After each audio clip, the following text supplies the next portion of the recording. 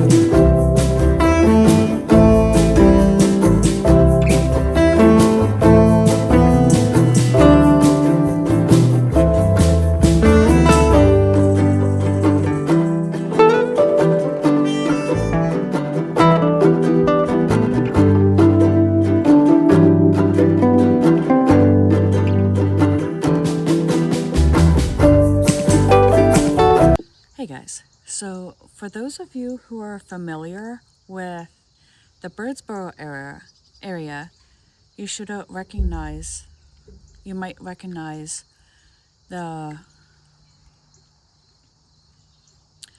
what's behind me and coming up through. But for those who don't recognize it, we are currently at the Daniel Boone Homestead. Now, Daniel Boone in Pennsylvania. The name Daniel Boone will forever be synonymous with the saga of the American frontier. Born on November 2nd, 1734, and raised here, Boone was the inveterate wayfarer who achieved lasting fame guiding land-hungry settlers to the Kentucky frontier and fighting to defend them against attack. Daniel's father, Squire Boone, was an English Quaker born in Devonshire in 1696. While still a youth, Square, his brother George, and sister Sarah embarked for Philadelphia to appraise the possibilities of settlement for their father's family, who emigrated finally in 1717. Square settled first in Abington, then moved to Gwynedd, where he met Sarah Morgan, who was born in 1700 to Welsh Quakers. Married in 1720, they lived first near Gwynedd, then in Shalford, before purchasing 250 acres here in the Ole Valley in 1730. Square's father and brothers also lived in the area and became prominent business, local government, and the Friends meeting, which we actually passed on our way here. Daniel was the sixth child, one of 11, born to Square and Sarah. As a youth, he undoubtedly helped his father as farmer, weaver, and blacksmith, and had the usual experiences as a boy growing up in the back country. In 1750, Square and Sarah joined the growing southward movement of Pennsylvanians and concluded their long trek to the Yukon Valley of North Carolina. Daniel was then only 15 years old, but ahead was a life filled with rigors of the American frontier. In 1756, he married Rebecca Bryan and with her raised 10 children. In 1773, he failed in his first attempt to settle Kentucky, but in 1775, he succeeded in establishing Boonesboro. Between 1775 and 1783, Daniel Boone was a leader among settlers in opening new parts of Kentucky and in resisting Native American raids. Although Boone lost two sons and a brother in the fighting, he was considered merciful and compassionate towards his native adversaries.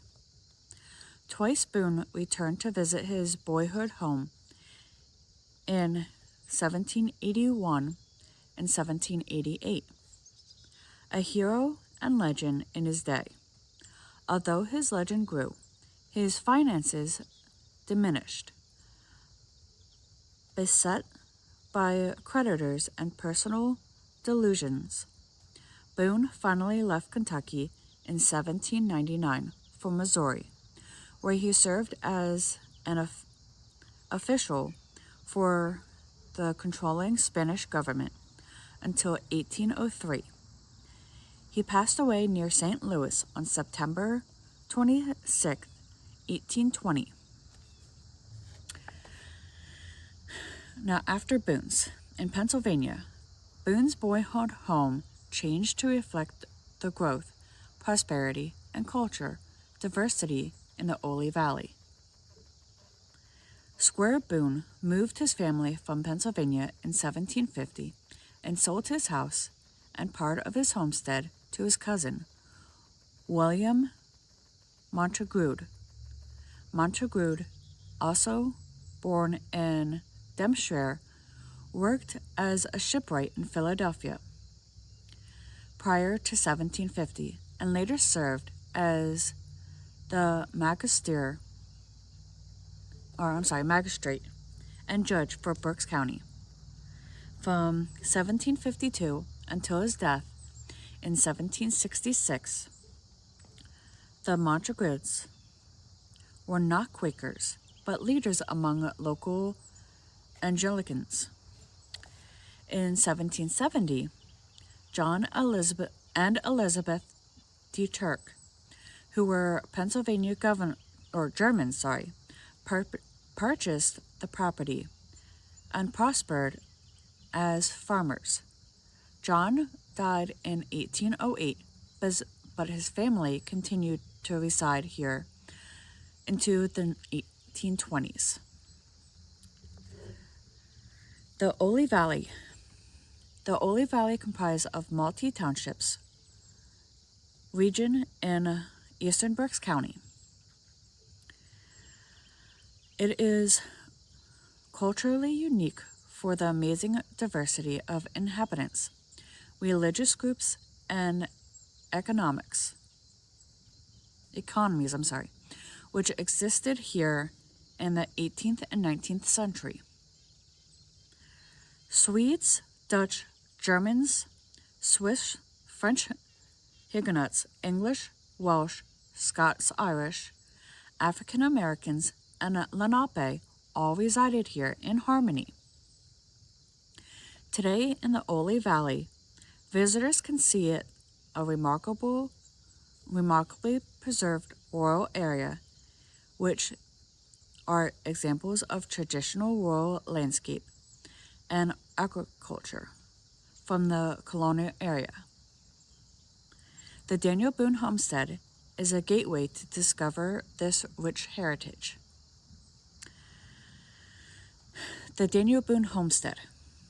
Since 1938, the Daniel Boone Homestead has been a historic site owned by the Pennsylvania Historical and Museum Commission, comprising of 579 acres of rolling countryside. The site includes restored period buildings, a visitor center, which is actually what I've been looking at or glancing at every once in a while, and I'll get to that in a minute. Miles of trails, picnic areas, and a lake and organized youth group camping facility. The Daniel Boone Homestead interprets the Boone, McGuard, and de Turk families and history of the Ole Valley region through exhibits, programs, tours, and publications. Now, the guided tour is $10, and you have the option of a free self-guided tour, which is actually what I'll be taking you on today, okay?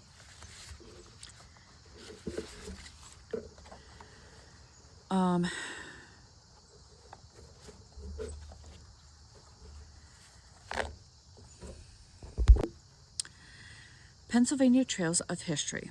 In Pennsylvania, all roads lead to history, which is actually why I like going to places like the Daniel Boone Homestead, because places like this, not only do I tell you about the history, but you can see the buildings like they were during that time.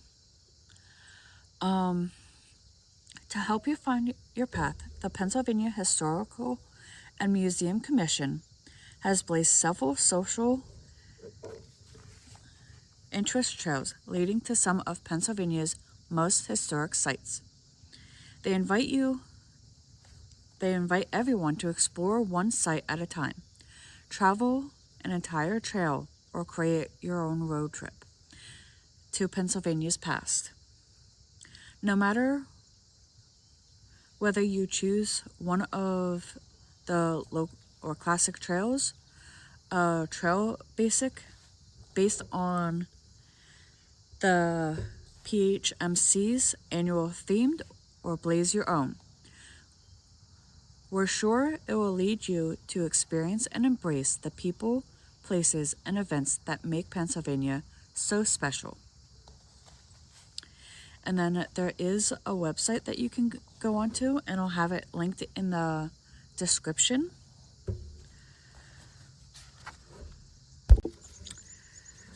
Now, as I was saying, the guided tour is $10. And you have the option of the free self-guided tour. Now, for that, I would suggest you printing off the map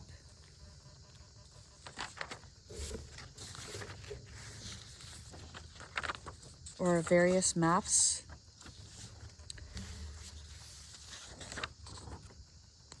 that they have.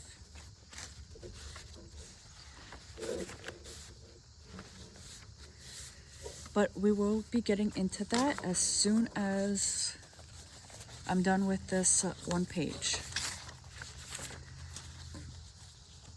Now, the Daniel Boone Homestead, the site of the legendary pioneer's birth in 1734, offers a unique glimpse at diverse and dynamic community that formed in the Ole Valley during the colonial period through exhibits, programs, and tours. The site includes 579 acres of land, the Boone House, and 6 other 18th century structures, a lake, picnic areas, and recreational facilities.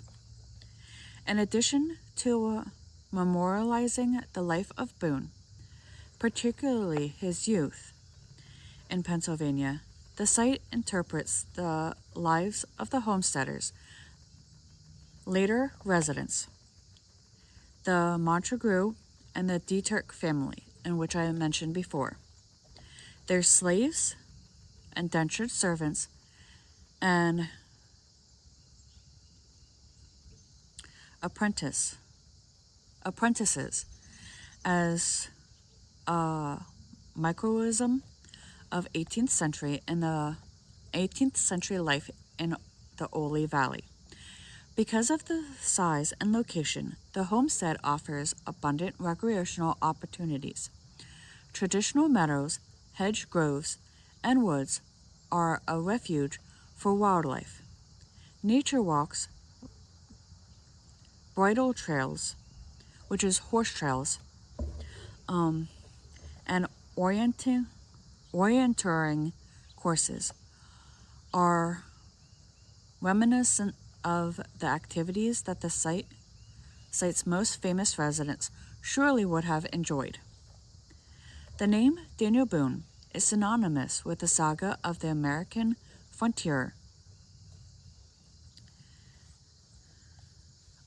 Born here on November 2nd, 1734, and was the 6th child born, one of 11. Born to Square and Sarah Boone. Square was an English Quaker born in Dovershire in 1696. While still a youth, Square, his brother George, and sister Sarah embarked to Philly, which I already read a lot of this. Square first settled in Abington, Pennsylvania, moved to Gwinnett, where he met Sarah. Afterward, the couple moved to Shefflin before purchasing 250 acres here in Ole Valley in 1730. Square's father and brothers had also settled in the area and became prominent in business and local government in the Exeter Friends meeting.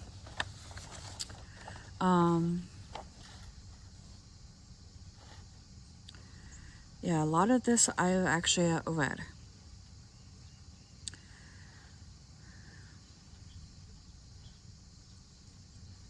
Okay, so in 1770, John and Elizabeth Dieterk, who were Pennsylvania Germans, purchased the property from William's daughter and prospered as farmers.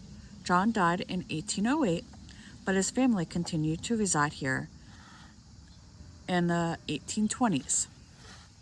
By the 1930s, the farm was run down and overgrown, and the house was in disrepair. Interested in the site's preservation, Daniel Carter Beard, founder and commissioner of the Boy Scouts of America, formed a committee to save the property. This led the Commonwealth of Pennsylvania to purchase the property in 1938. Restoration and improvements were started by members of the National Youth Administration, part of the Works Program or Progress Program created by President Franklin D. Roosevelt as a response to the Great Depression. Today, in keeps with the Pennsylvania Historical and Museum Commission, planned for developing and interpreting the site's other historic structures have been moved to the homestead for preservation, education, and interpretation of the site and local community continue through exhibits, programs, and tours. And without further ado, let's get into the tour.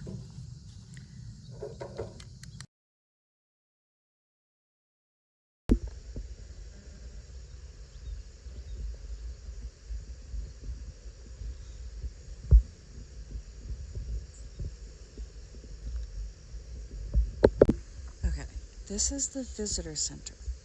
The Visitor Center introduces the Daniel Boone Homestead to the public through a series of exhibits, and it houses admissions, museum shop,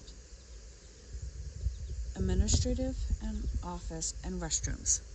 Now, I will be going in a few minutes, and we'll be looking at what they have on display.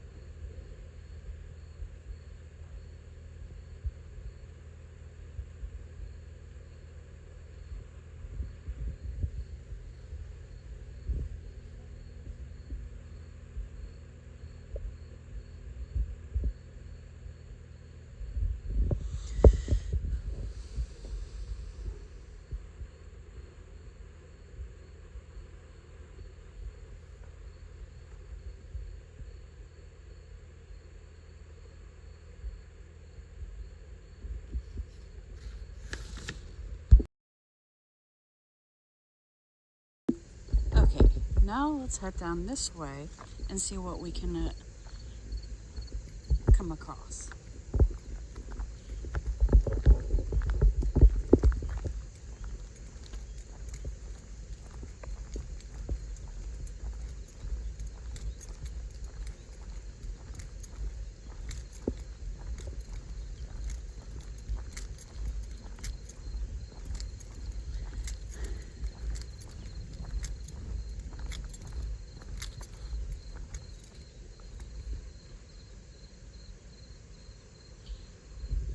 When we come back up, there's actually a building over there that is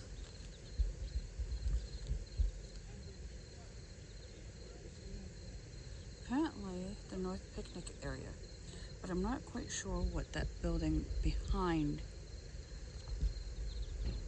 those buildings are.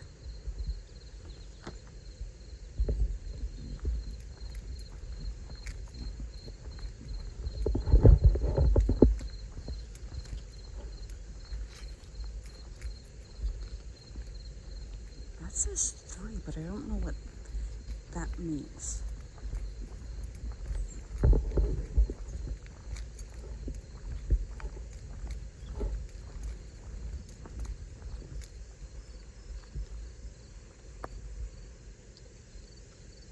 I don't know if that actually means... No, that's not what... Okay, that's not a part of... Never mind.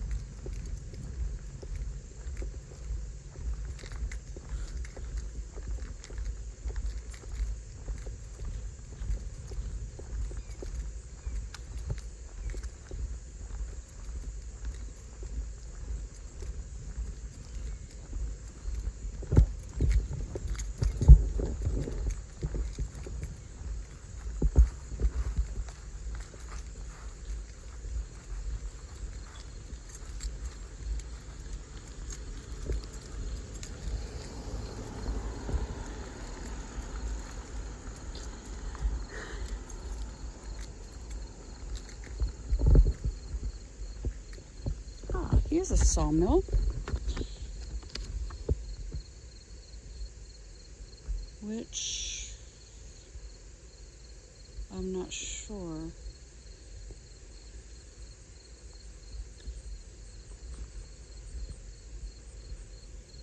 Exactly what that is.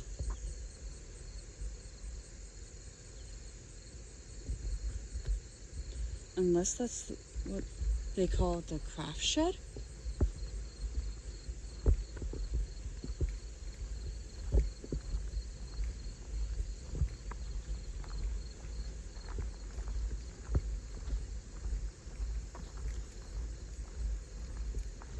This is 16, which is South Picnic area. Well, it did show sawmill this way, so let's see what's down this way.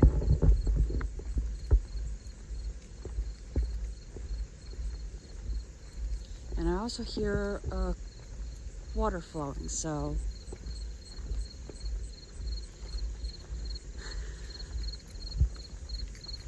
if In this video, you come across any signs that you want to read, don't forget to pause the video if you want to read the signs.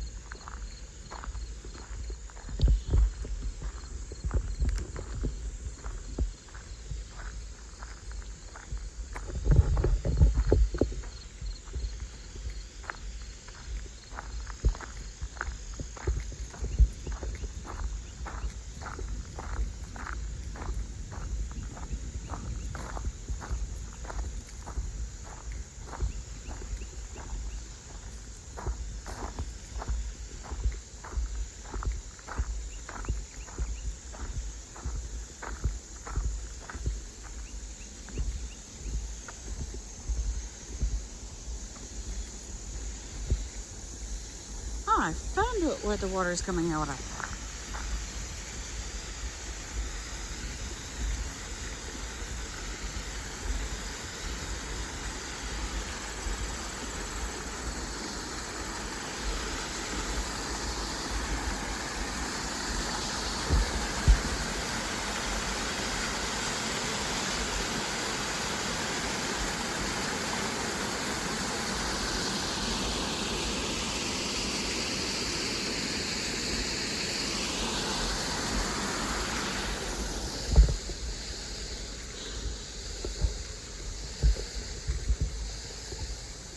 And this is actually the sawmill.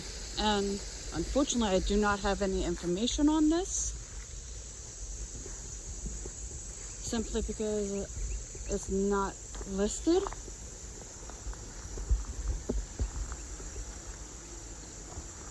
So the waterfall on the other side, I'm guessing, powers the sawmill.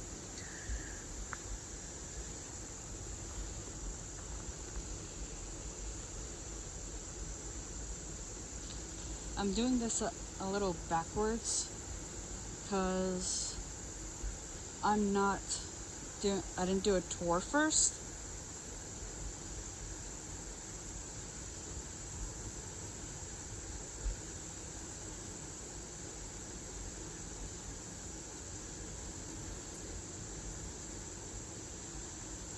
Don't mind me if I get quiet for a second. I'm actually looking at the map.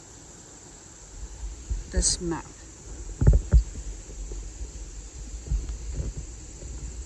Because somehow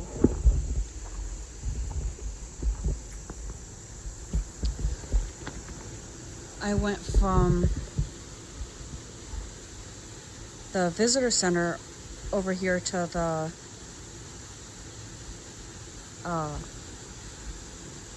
South Picnic area when I wanted to end up over here.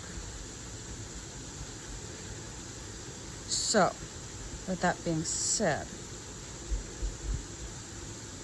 let's try and find our way back over here.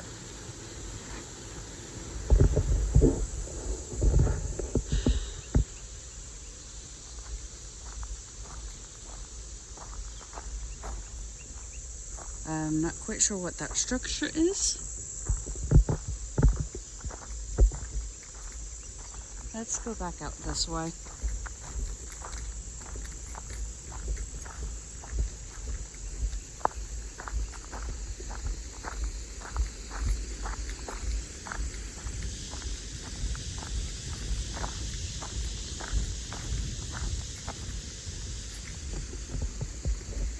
And this is actually a little creek.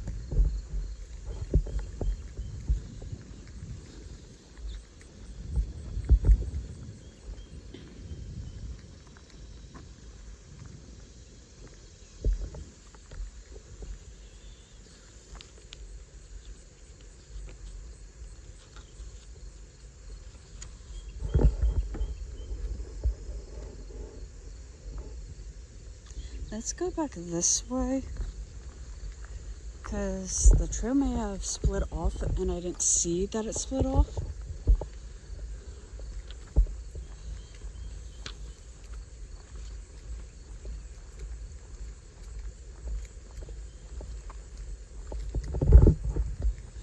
Unless the structures that I was telling you about on our way down to the sawmill was actually where I needed to go.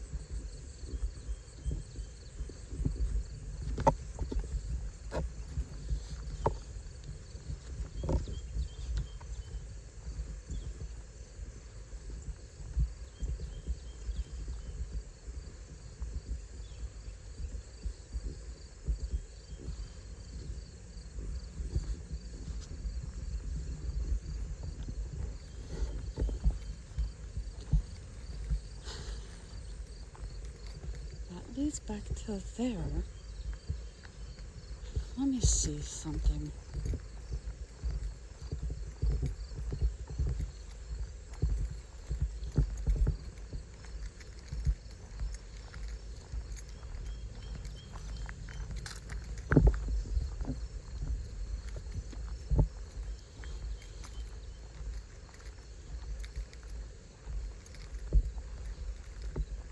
I'm wondering if there's a path that leads back that way.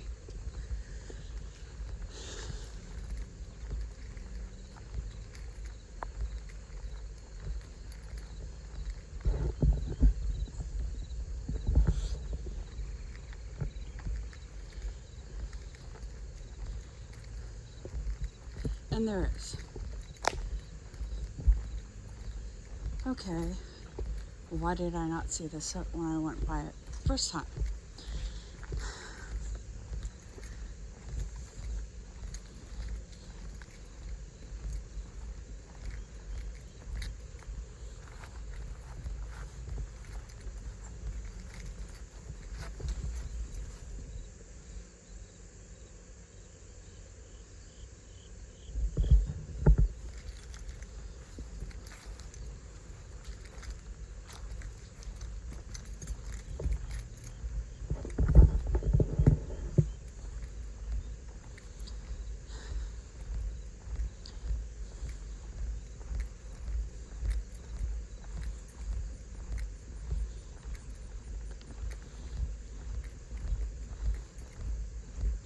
Okay, so I think I'm did that a little out of order.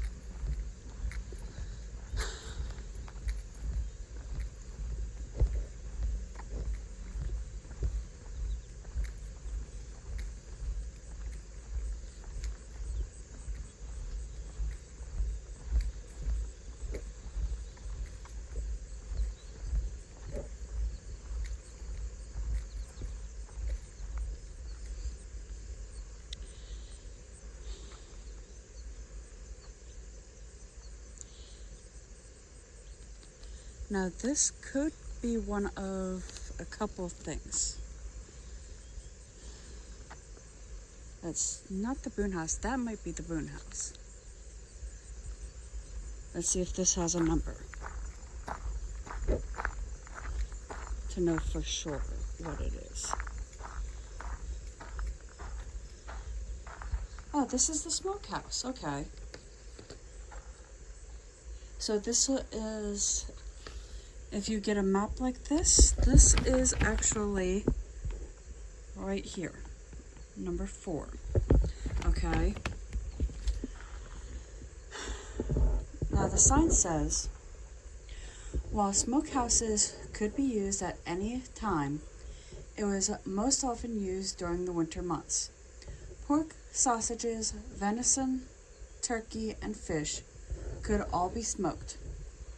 Meats were cured using brine, saltpeter, sugar, or molasses, a process taking 4 to 5 weeks.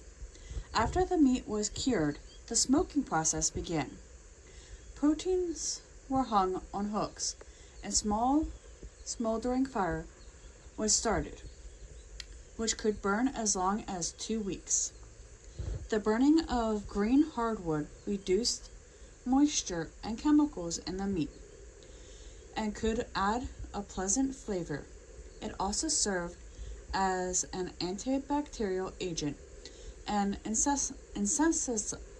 insecticide, further preserving the meat.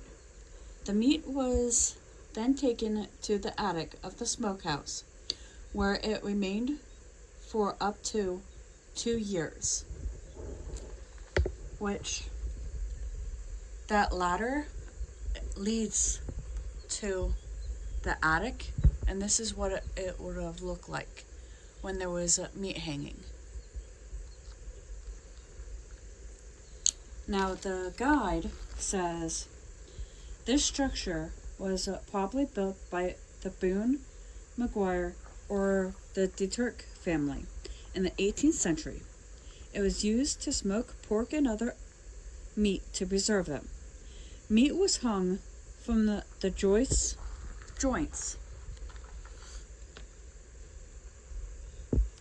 above, and a fire was built directly on the dirt floor below. Apple and hickory were the woods preferred for the fire.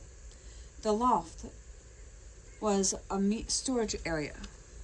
Now it looks like they don't have a photo of the attic, but like I said, this is what it would have looked like.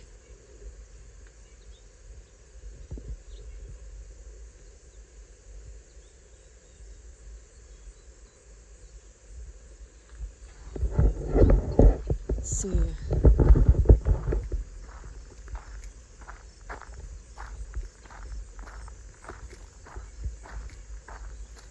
Does this give us any numbers as to it? Because if that was 4, this might be 2. Either 2 or 3.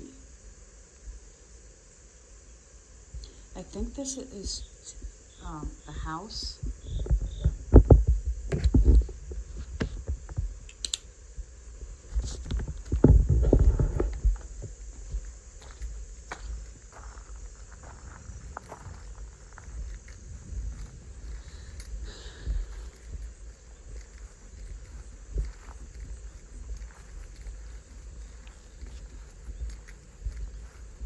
And then I think that's the cellar.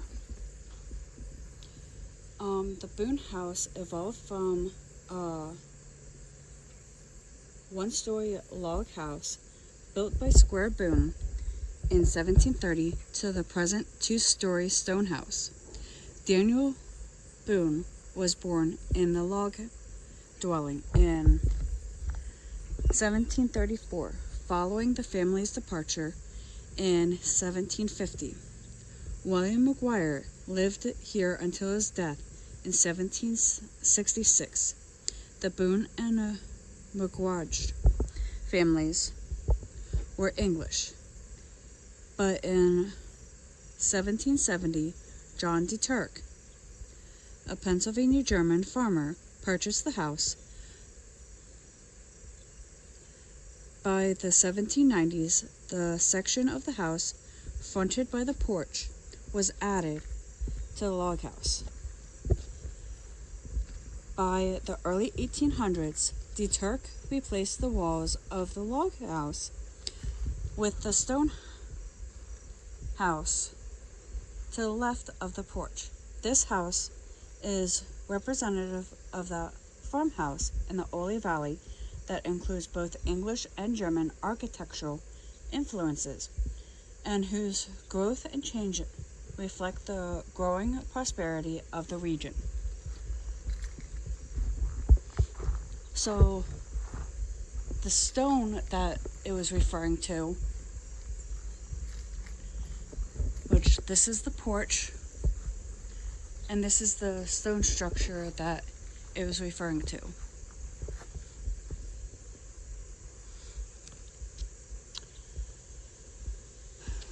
Okay, that's not the cellar back there.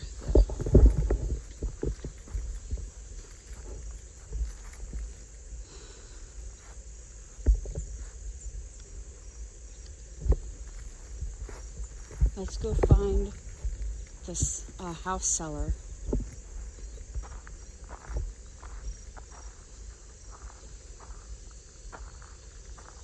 Actually, that is the house cellar.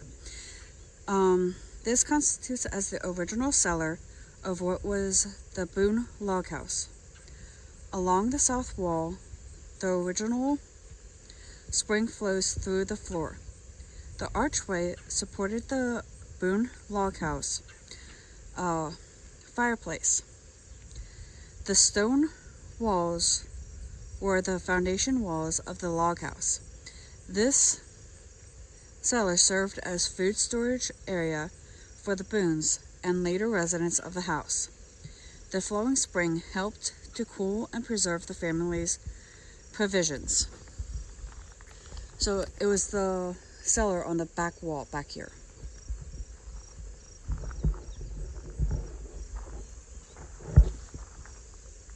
And then this is the smokehouse.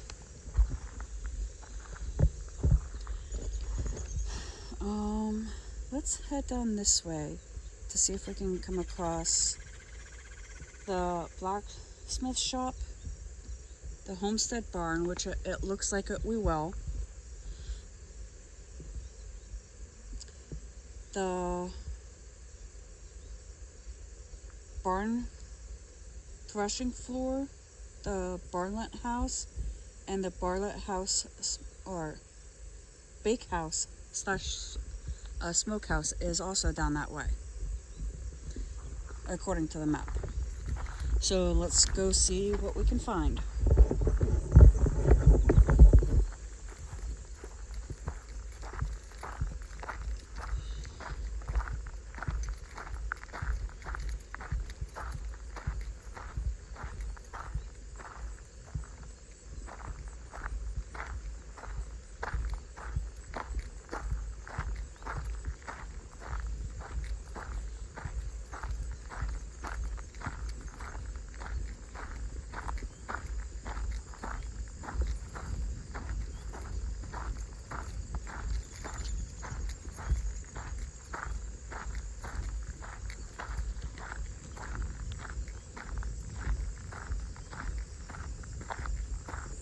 That's a little bird.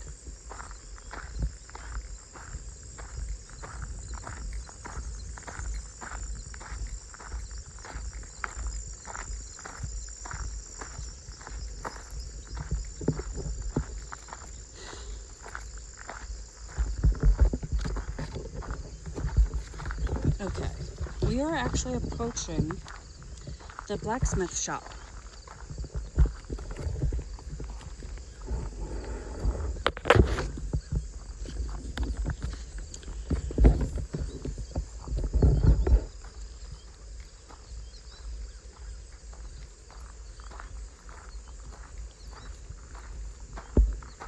Okay.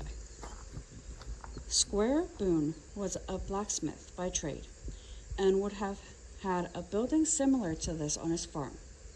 This structure dates from 1769 and was moved to this site from nearby Amityville. Rural Blacksmith produced and repaired wrought iron tools and hardware for farm and home, and they shoed horses and oxen.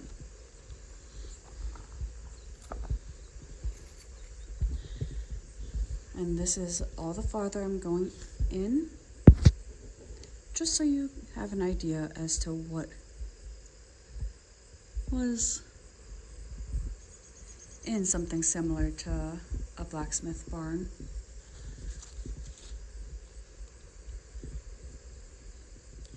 And that looks like it dates back to probably the 1700s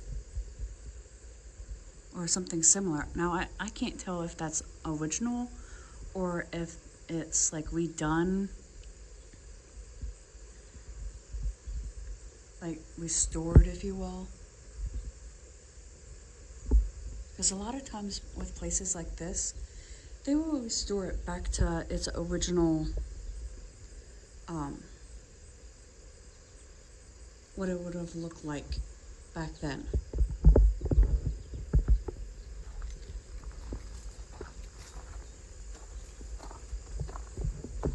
Now this sign here says Daniel Boone's father, Squire Boone, was a blacksmith. He would have had a shop like this one.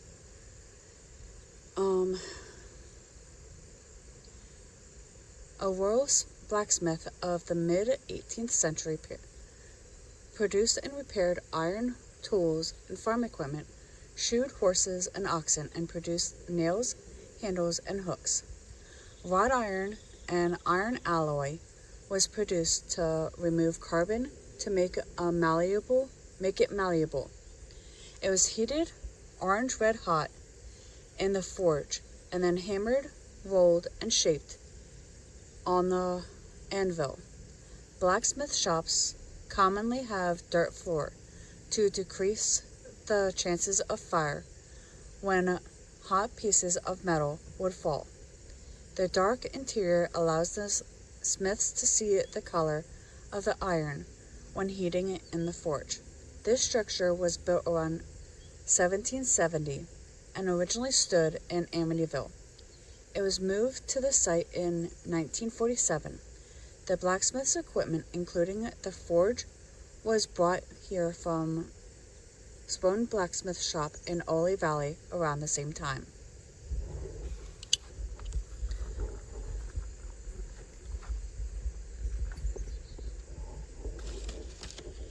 Now, as you can see, it is a dirt floor, and that looks like it's where the forge is, where they like have the fire going and whatnot.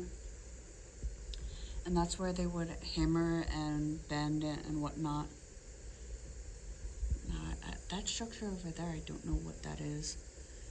If anyone has any idea as to what all this equipment in here is, let me know in the comment section.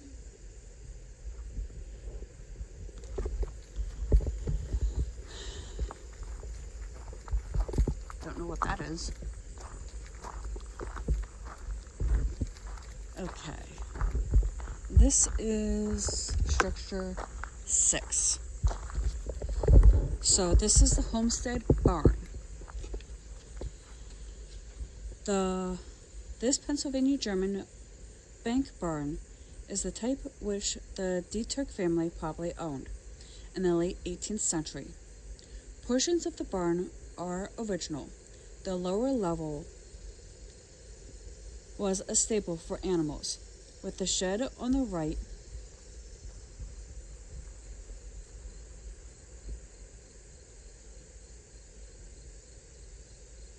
used for wagons and implement storage. The barn is oriented to the south to take advantage of the low winter sun, to warm the stables, and the bank protects it from the harsh north winds.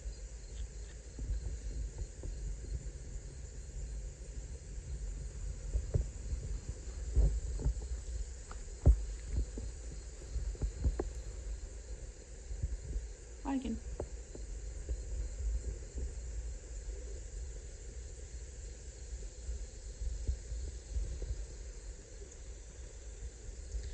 Now, this says Conestoga wagons on documents.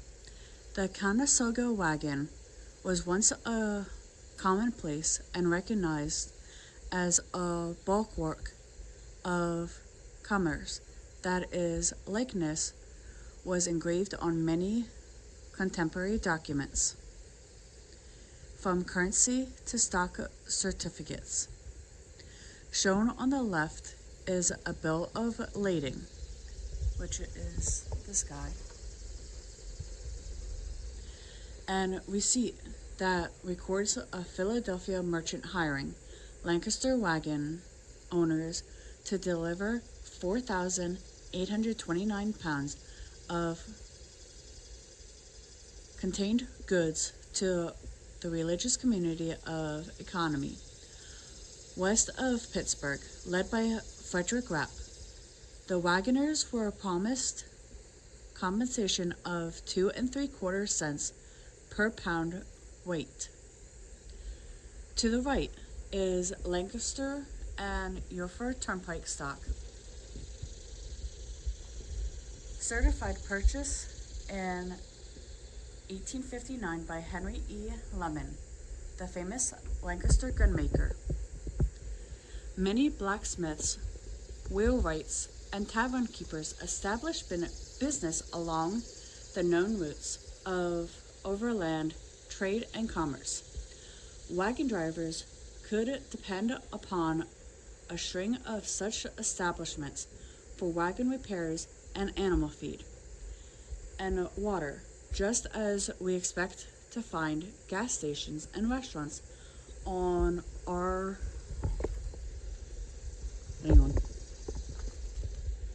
major travel routes today. Both documents collection of latest Valley Village and Farm Museum in Pennsylvania. Now, let's see if I can see.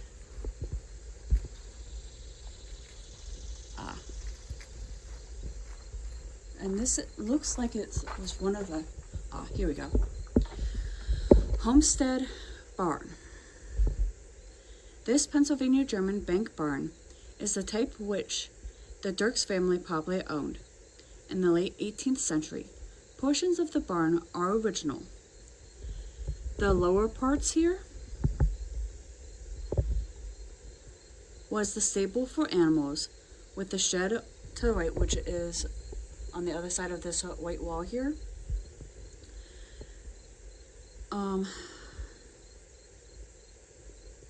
With the shed on the right used for wagons and implement storage. The barn is oriented to the south to take advantage of the lower winter sun to warm the stables, and the bank protects it from the harsh north winds. The barn threshing floor. The upper level of the barn was used for storage of straw, hay, and grain. The central bay, which maybe that?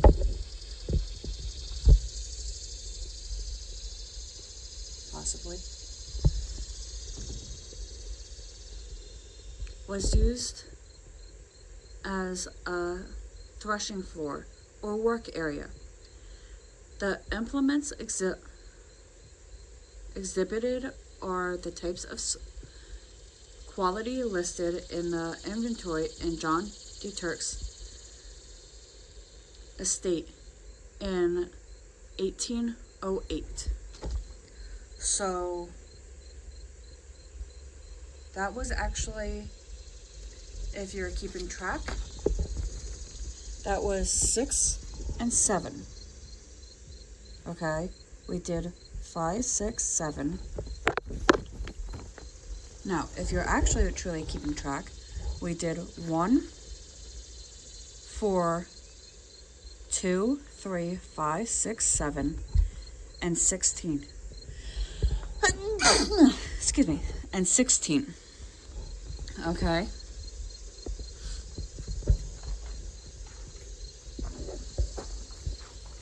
Now let's see if we can come across 8 and 9.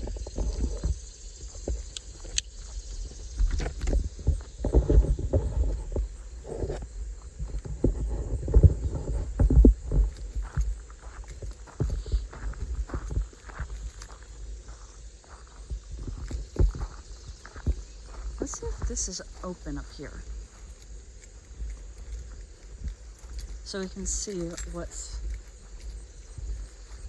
or where this leads.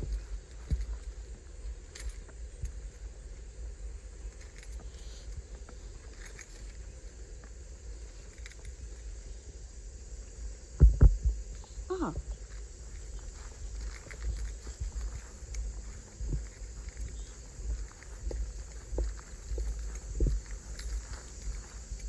So this is actually 7.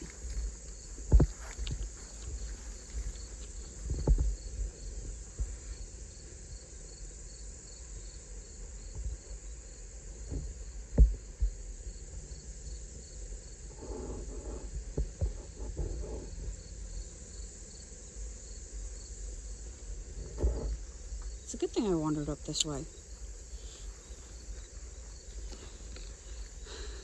Let's see if 8 and 9 are down this way.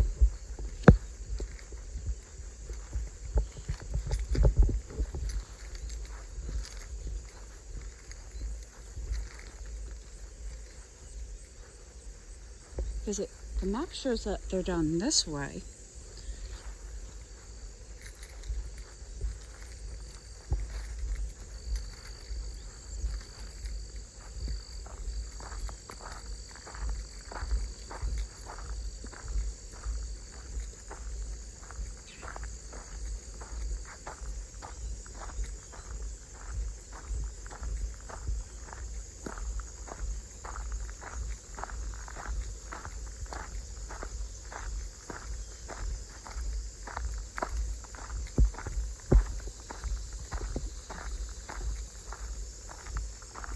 Listen to those cicadas.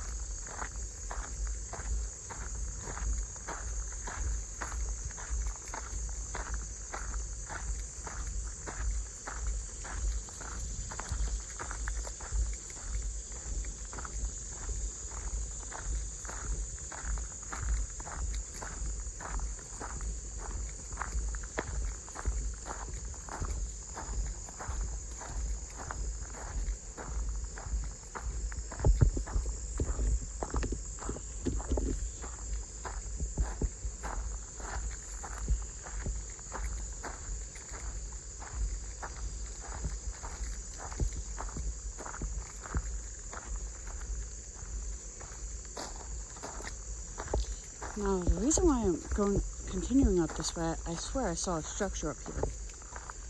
There is a structure up here.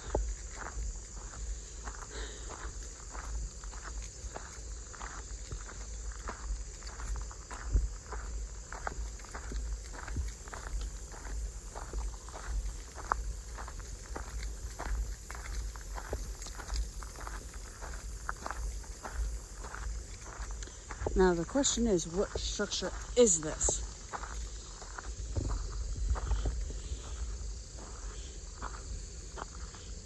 Is it the big house? Let's go find out.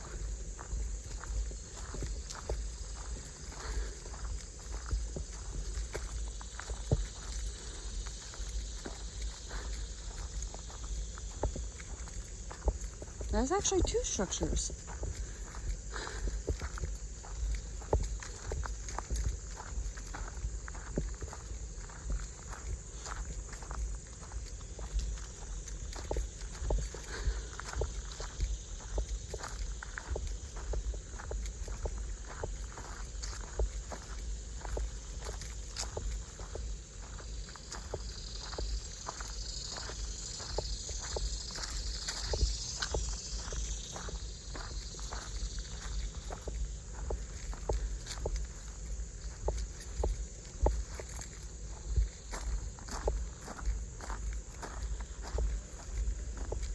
Okay, this one is 8, which is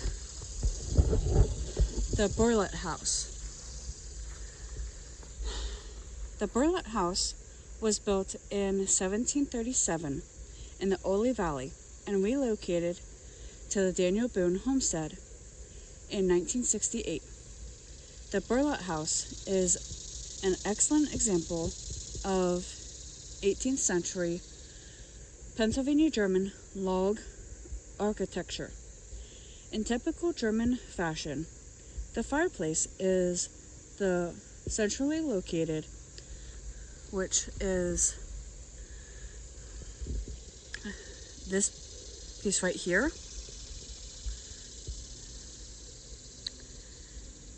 And opens into the kitchen, or Küche. Behind the fireplace are 2 rooms. The larger is the parlor, or Stube. The smaller is a bedroom, or Kammer. Now, if I'm mispronouncing those, I'm sorry. I don't speak very much Pennsylvania German. Medieval architecture influence can be seen in the building's asymmetry. Steeply pitched roof, flared eaves, and casement windows. Let's see if I'm able to see in, if there's a window that's open, which I highly doubt because it looks like they have it closed up. Which some of the structures actually I think are closed, and that's actually the bakehouse. I'll get to that in a second.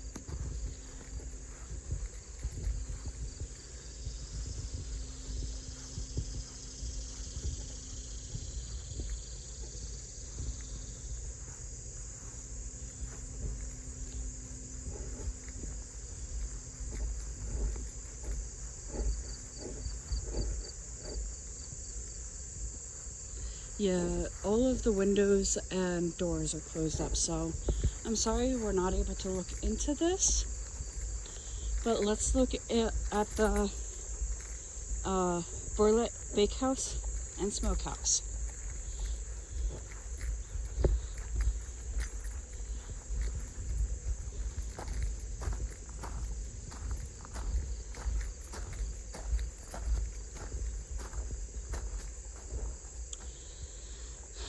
The outbuilding was moved to this site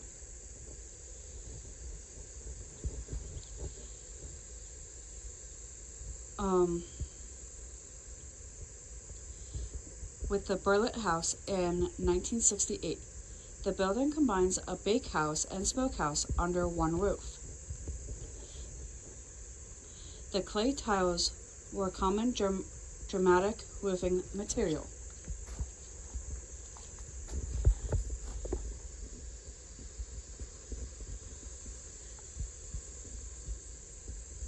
So actually, the sawmill that we saw earlier is a water power vertical blade sawmill.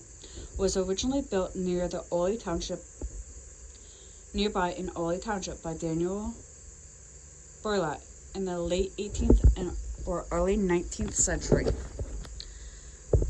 and was moved here in 1972. The sawmill remained in service into the 1940s. Sawmills such as this satisfied the local need for sawn lumber, but some sawmills supplied wood to the Philadelphia building market.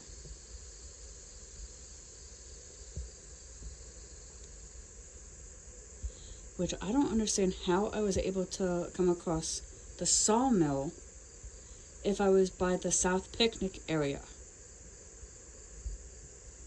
So let's see if we can actually find that sawmill and the cemetery.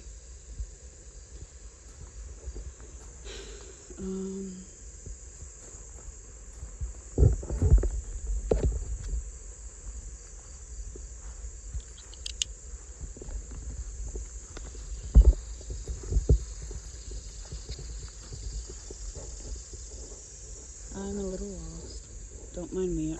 I'm trying to find my way out.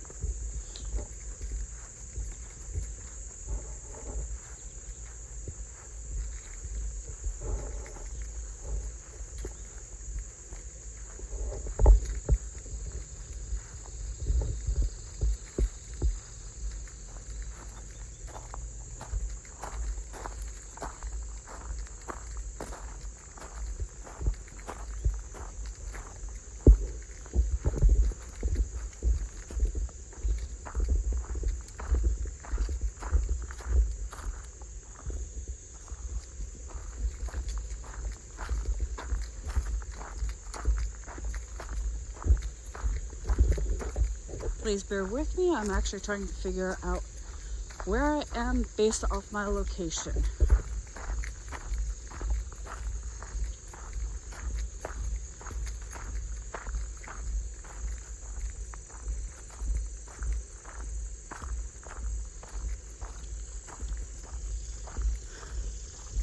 Okay, I believe I need to go this way.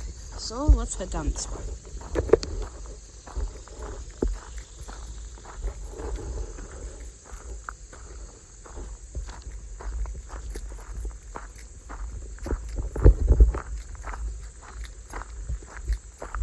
I'm gonna stop the video until we get closer.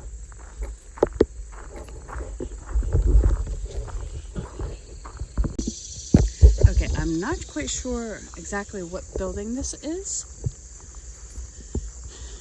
but this appeared a lot quicker than I actually anticipated.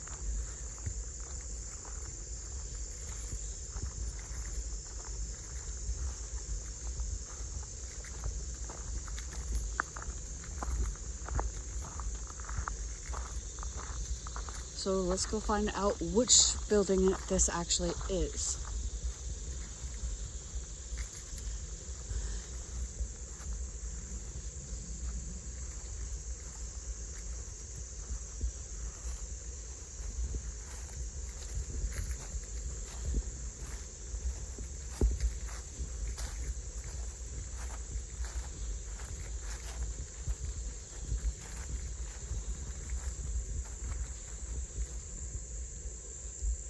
Okay, maybe it's not an actual structure to be investigated.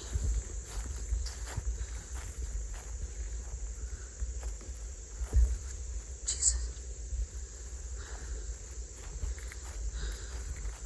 The person walking up the trail scared me.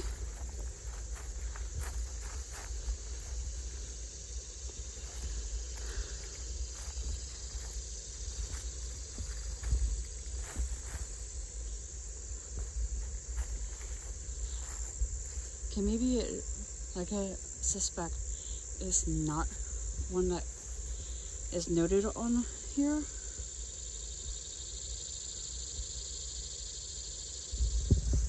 Let's continue.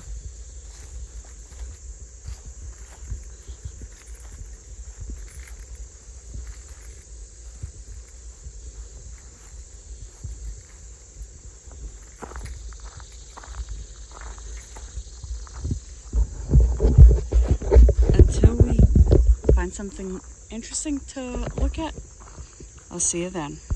This is actually the first one that I noticed that actually had a plaque on it. Hayden Potts, Eagle Scouts Project, Troop 521, 3/21/2010. So I guess it was part of his Eagle Scouts project. I'm not quite sure about that. So let's continue on the trail.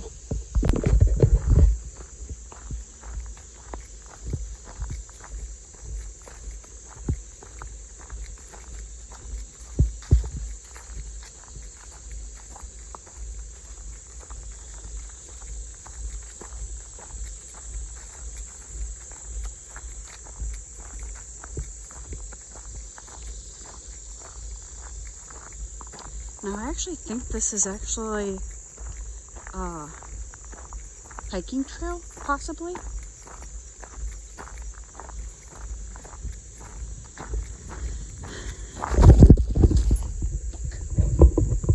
So I actually got to a pivotal fork in the road. I'm gonna see if the cemetery's over this way. If not, I can always turn around.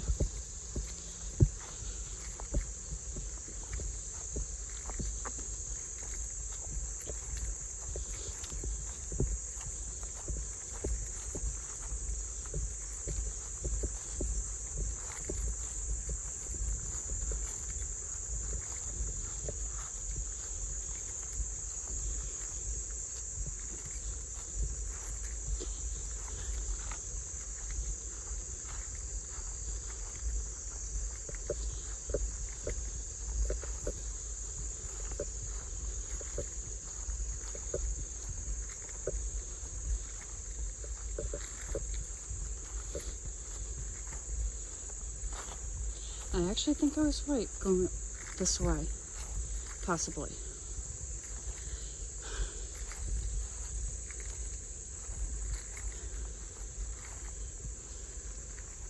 Yep. Okay. Dietrich Cemetery. This cemetery is the burial place of several members of the John and Samuel Dietrich families. Brothers John and Samuel owned adjoining farms. John owned the former Boone house from 1770 to 1808. So 38 years he owned it. Samuel's 1812 house stands today near the historic site entrance.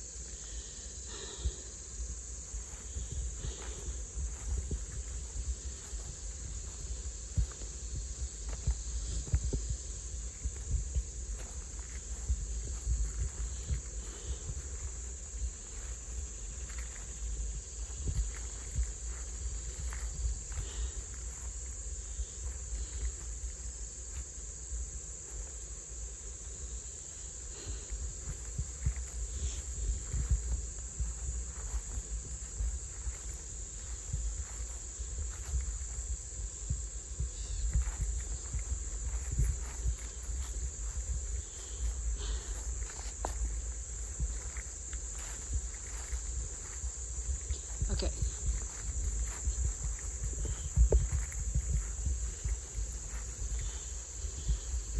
Now we're back at the sawmill.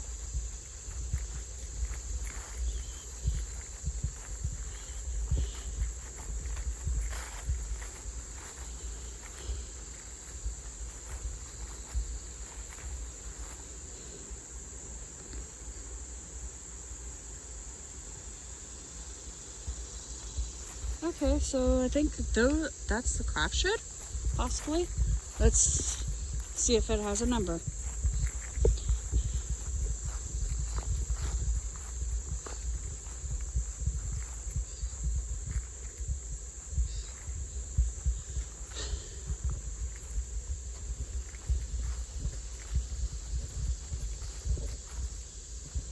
That's 11. Not sure exactly what this is or that other structure.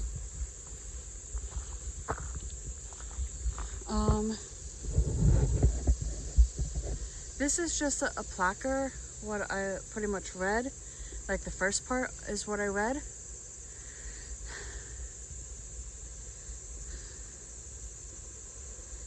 And the bottom part is just the family history of the John and Samuel Dietrich family.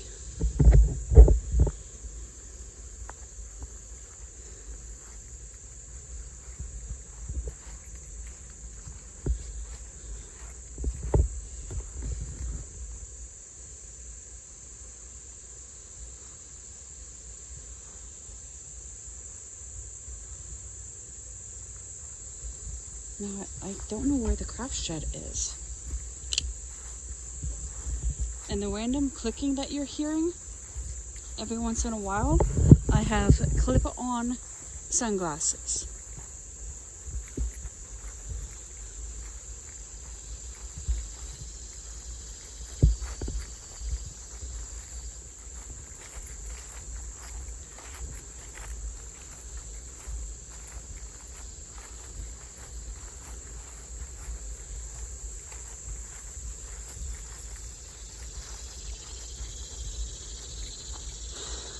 Okay. This is the Burlet Sawmill.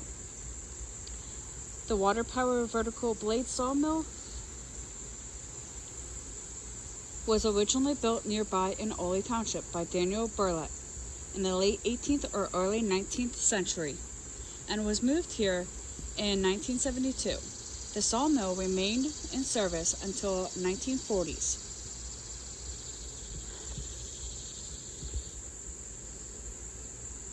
Such as this satisfied a local need for sawn lumber, but some local sawmills supplied wood to the Philadelphia building market.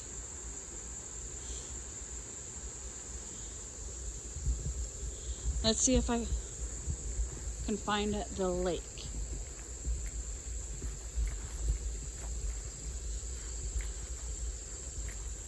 And there's a little creek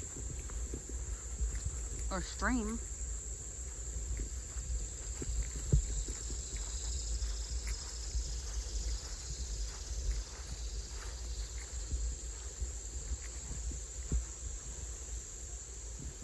Not quite sure where this lake is,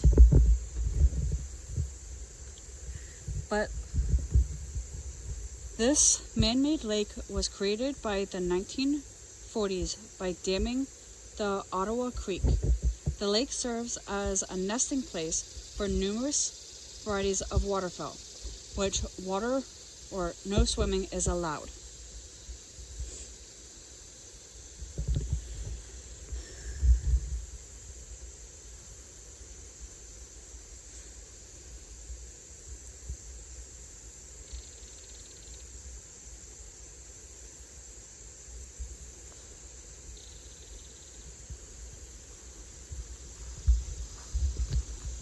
There's some sort of porch on that side.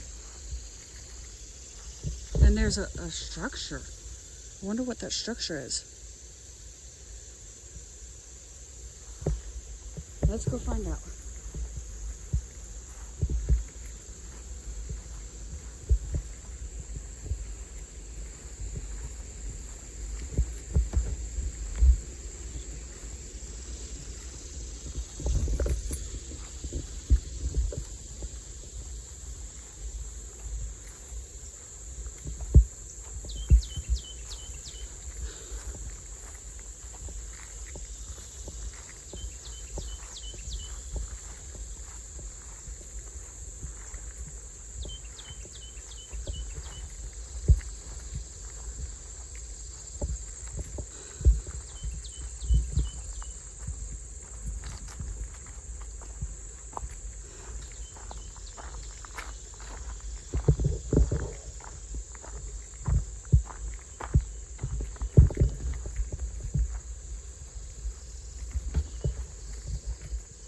Ah, this might actually be the lake.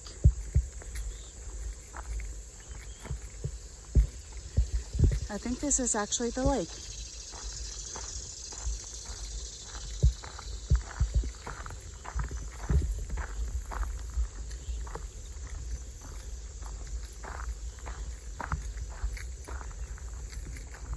Oh my god, turtles.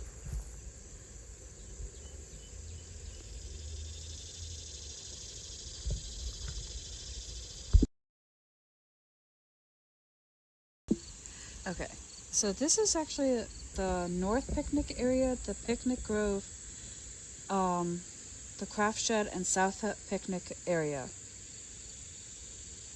from my understanding. Or no, the North Picnic area I'm not going to go to because it's like this. The Picnic Grove is here. Like, you can spread out blankets and whatnot and have picnics. This is the Craft Shed. And then the South Picnic area again. Now onto the Wayside Lodge, which I think is over that way. And I think I found the lodging.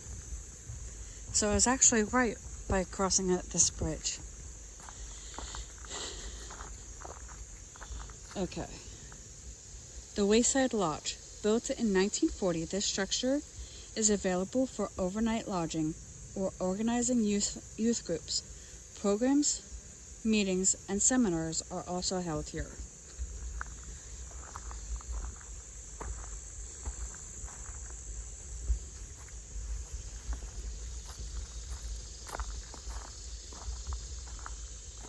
Now, I'm not going to actually go up and look inside because I don't know if there's anyone actually inside them.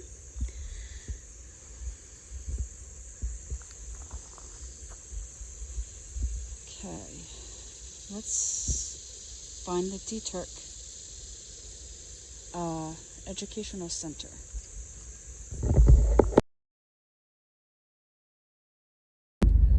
Okay, guys, so that was the Daniel Boone Homestead. I spent a good probably an hour and a half, almost 2 hours there.